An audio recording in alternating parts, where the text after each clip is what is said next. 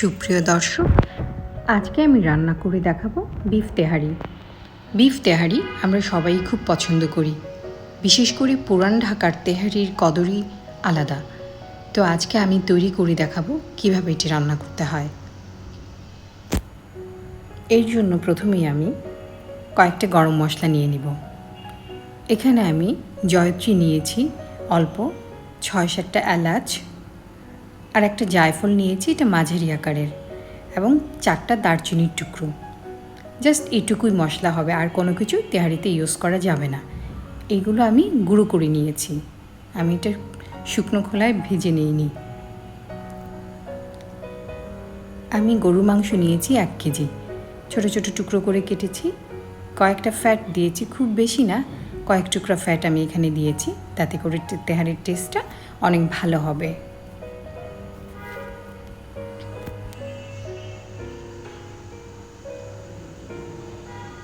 এবার আমি 1/2 কাপ সরষের তেল দেব।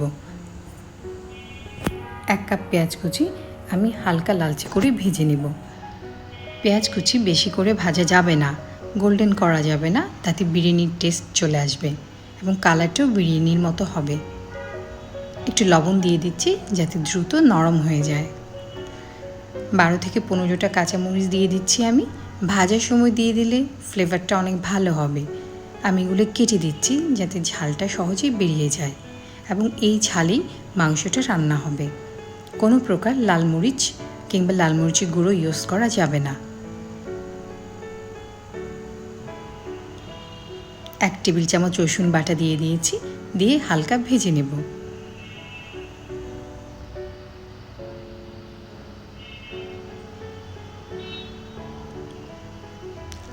আদার পেস্ট দিয়েছি 2 টেবিল চামচ, এটা একটু ভেজে নিচ্ছি যাতে কাঁচা গন্ধটা চলে যায়।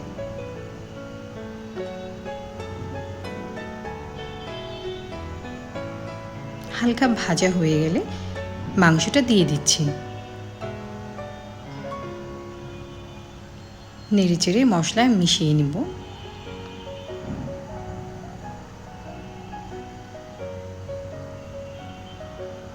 স্বাদ মতো লবণ দিয়ে দিচ্ছি, দিয়ে আবারও নেড়েচেড়ে একটু ভেজে নিচ্ছি, তাতে তেহারির টেস্টটা অনেক ভালো হবে।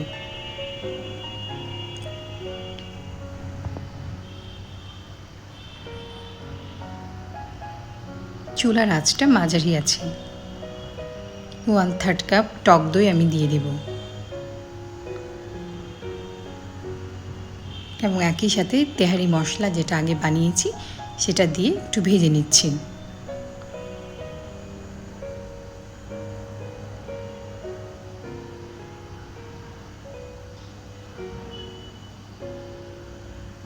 একটু ভাজা হলে ঢাকনা দিয়ে ঢেকে আমি মাঝারি আছে 1 ঘন্টা রান্না করব। মাঝারি থেকে একটু লো আঁচ। আমি কোনো পানি ব্যবহার করব না। এই দই এবং মাংস থেকে যে পানি বের হবে এটাতেই চমৎকারভাবে সেদ্ধ হবে এবং মাংসটা কষে যাবে। মাঝে একবার নেড়ে চেড়ে দিচ্ছি।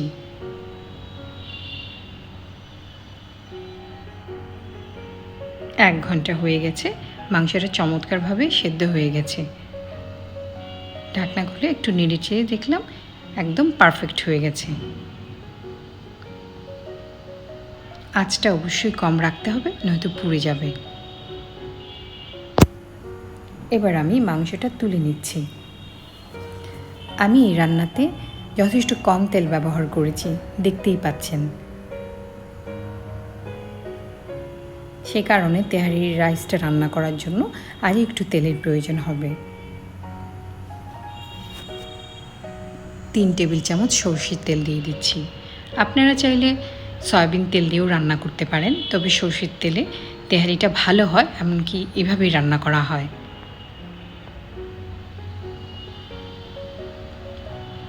হাফ কেজি পোলাওয়ের চাল আগে ধুয়ে একটু ভিজিয়ে রেখেছিলাম, এবার সেটা দিয়ে দিচ্ছি। মশলার সঙ্গে ভালো করে ভেজে নিব আমি। খুব বেশি ভাজার দরকার নেই, কয়েক মিনিট ভাজলেই হবে, কারণ তেহারির কালারটা বিরিয়ানির মতো এতটা কড়া হবে না।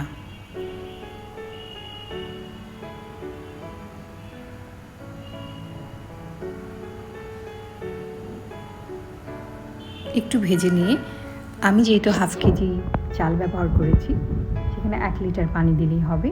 যদি চালটা পুরনো হয় 1 লিটার পানি দিবেন, আর পুরনো যদি না হয় চালটা নতুন হয় পানি অল্প একটু কমিয়ে নেবেন। 2 টেবিল চামচ গুঁড়ো দুধ দিয়ে দিচ্ছি। আপনারা লিকুইড দুধ দিলে পানির পরিমাণটা কমিয়ে অ্যাডজাস্ট করে নেবেন। লবণও দিয়ে দিয়েছি। রাইস অনুপাতে লবণটা আমার দেওয়া হয়েছে, পরে না হয় চেখে অ্যাডজাস্ট করে নেব। এইভাবে যদি আপনারা তেহারি রান্না করেন তাহলে অনেক পারফেক্ট হবে। ঢাকনা দিয়ে ঢেকে একটু অপেক্ষা করব।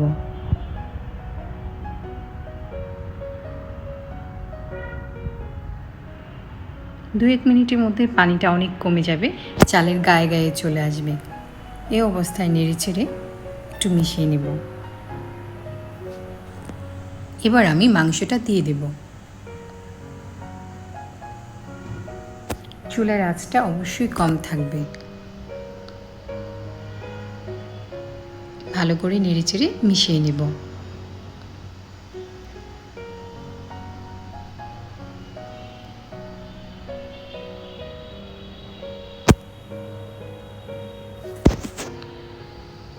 চুলার আঁচটা বেশি থাকলে পানিটা শুকিয়ে যাবে, চাল সেদ্ধ হবে না।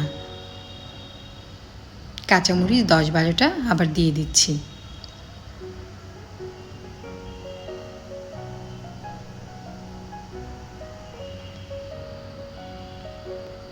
ঢাকনা দিয়ে ঢেকে 5 মিনিট অপেক্ষা করব।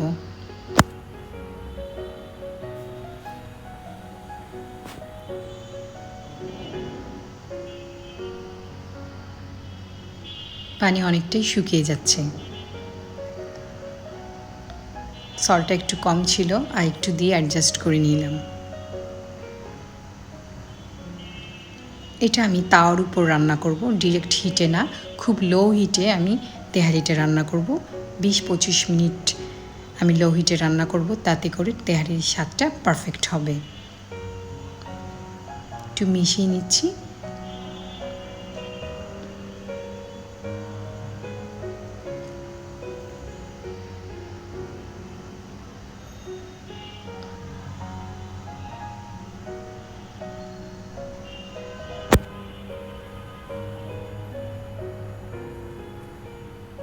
চুলার আঁচটা একদম লো আছে।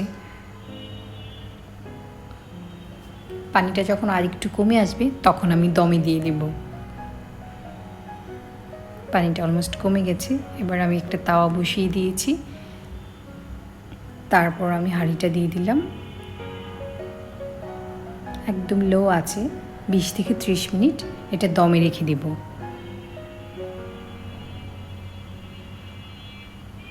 20-30 মিনিট পর আমার তেহারিটা সম্পূর্ণরূপে হয়ে গেছে। দেখতেই পাচ্ছেন কত চমৎকারভাবে ঝরঝরে হয়েছে। ফ্লেভার এবং টেস্ট এটা আসলে আপনি রান্না করলেই বুঝতে পারবেন এটা কতটা পারফেক্ট একটা রেসিপি।